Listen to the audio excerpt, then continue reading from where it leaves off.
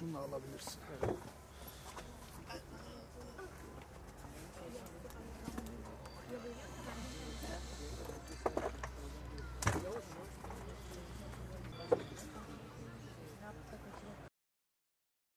Depremin ilk gecesi, bir gün öncesi oğlum Mehmet Hakara'da, babası İstanbul'dan geldi. Onu ziyaret amaçlı babaannesine gitti. O deprem anında oradaydı. Ben kendi evimdeydim. Ben de evde tektim. Zaten ufak bir sallantıyla başladı. Akabinde hızlanıp hareket etti. Ben 3. katta oturuyorum. Aşağı inene kadar tabii sırtımdaki yaralar, başımızdaki yaralar yine çok şükür çok bir darbe olmadan inebildik. Ama o dakika tek bir evladım var, oğlum vardı. Ben hiçbir şekilde oğluma hiçbir şekilde ulaşamadım. Hiçbir şekilde sadece binanın çöktüğü haberini. Çünkü burada hatlar da kesildi bir anda. İnternet yoktu, hatlar yoktu, iletişim kesildi, her şey kesildi. Bir şekilde haberimiz oldu ama biz dışarıyı görene kadar yıkımın bu kadar büyük olduğunu hiçbir şekilde bilmiyorduk. Çarşı içine oğlumla benim aramda 20 dakika bir mesafe var. Yani onun bulunduğu yere giderken o kadar şehir bitmişti. Şehrin ana göbeği bitmişti. Pac Meydanı dediğimiz yer vardı, orada bitmişti. Bir şekilde artık 20 dakikalık yol oldu bize 1 saat. Hiçbir şekilde ulaşamıyoruz. Çünkü giderken o kadar kötü gidiyorsunuz. Neyle karşılaşacağımı bilmiyorum. Yağmur, fırtına, gökyüzü ve ben kıyametin koptuğunu düşündüğüm geceydi. Ben 36 yaşındayım, ben kıyametin koptuğunu düşündüm.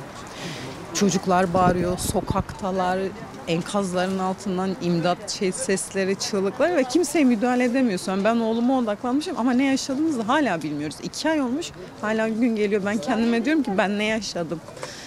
Oğlumun olduğu yere gittik, enkazı yok yani, seslendim, yok babası, dedesi, babaannesi aynı evdelerdi.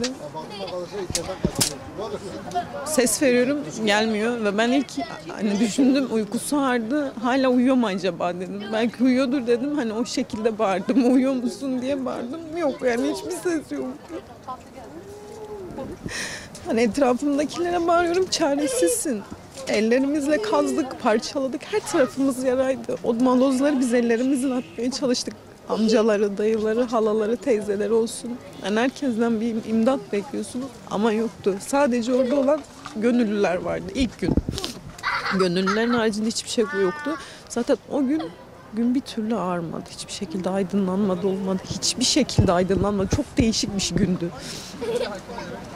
Sonrasında yine arama çalışmaları devam ediyor. Yok ama kimse çıkmıyor. Hiçbir şekilde kimseden ses gelmiyor. Ben 19 yaşında çocuğu toprağın altına verdim ve tek evladımdı. En başka evladım yok. Benim kaybedecek hiçbir şeyim de kalmadı zaten. 2 ay önce asker kağıdı gelmişti ya. Ben askere gönderecektim oğlumu.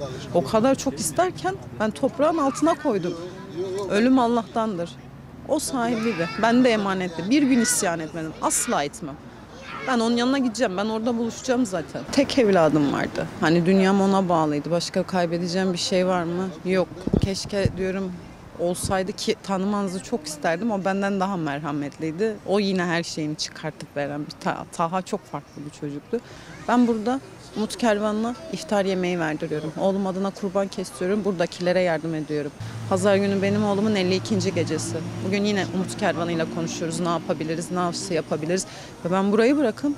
Ben diğer ülkelerde su kuyusu açtırıyorum oğlum adına. Günde 2-3 saat mezara gidip hıçkıra hıçkıra ağlıyorum. Ama buraya indiğimde onu yapmıyorum. Ben yeri geliyor çocuklar burada etkinlik yaparken onlarla oyun oynuyorum. Belki dışarıdan gören diyordur. Oğlu öldü bak oynuyor. Ben evet öldü, vefat etti. Gerçek dünyaya gitti. Çok şükür tertemiz gitti. Yaşı çok ufaktı zaten. Ama buradakilerin hayatı devam ediyor. Çünkü buradaki çocukların psikolojisi alt üst. Eğitim yok, psikolog yok, bir şey yok. Biz su içerken utanıyoruz hala. Diğer taraf içiyor mu diye. Burada halk bir. Yani şu anda zengini de burada aynı, fakiri de aynı. Herkes aynı. Şurada oturan bir savcı bey var mesela, çok iyi. Bak savcıyla biz aynı yerde oturuyoruz.